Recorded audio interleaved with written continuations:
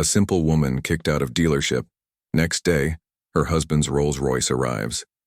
Before we dive in this story, hit the comments and tell us your city or country.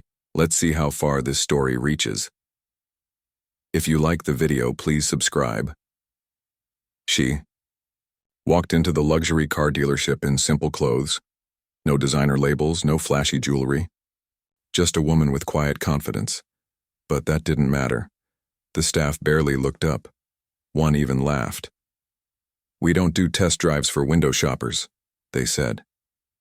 Embarrassed and dismissed, she left without a word.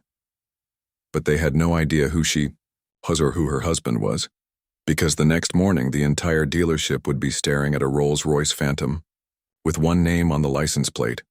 Watch until the end. Amara never cared for appearances.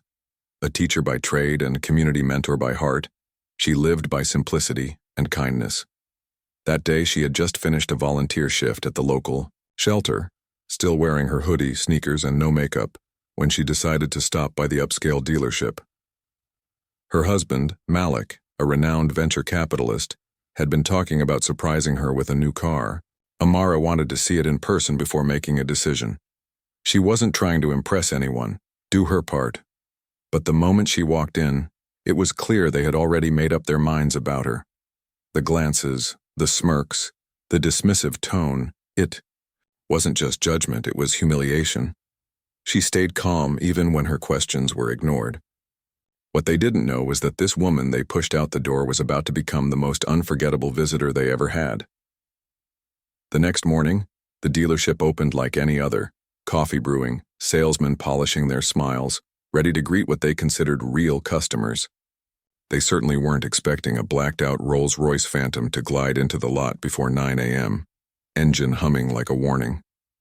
A driver stepped out first, followed by Malik, Amara's husband.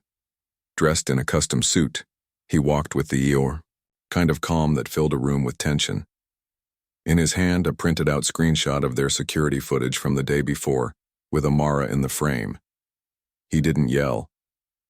He didn't have to. He asked to speak with the general manager, whose nervous smile couldn't hide the panic behind his eyes. Other staff tried to explain it away, saying they didn't recognize her or thought she was lost.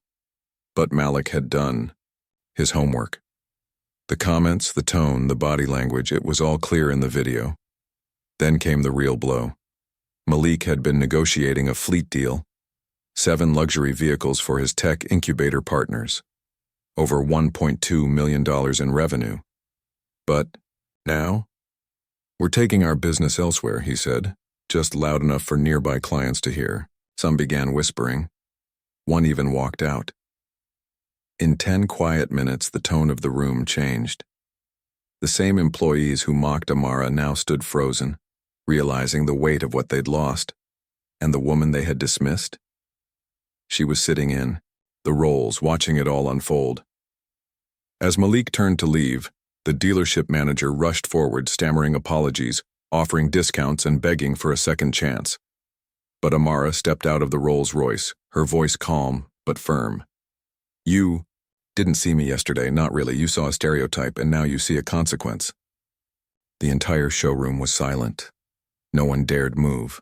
Even the receptionist who had laughed at her couldn't meet her eyes. Amara looked around, not with anger, but with disappointment. "Respect," she said, "isn't reserved for people who look like money." With that, she returned to the car. The doors shut, the engine purred, and just like that they drove away, leaving behind more than silence. They left a message. Later that week, news spread quickly. Malik's venture group had blocked the dealership, across all affiliated partners.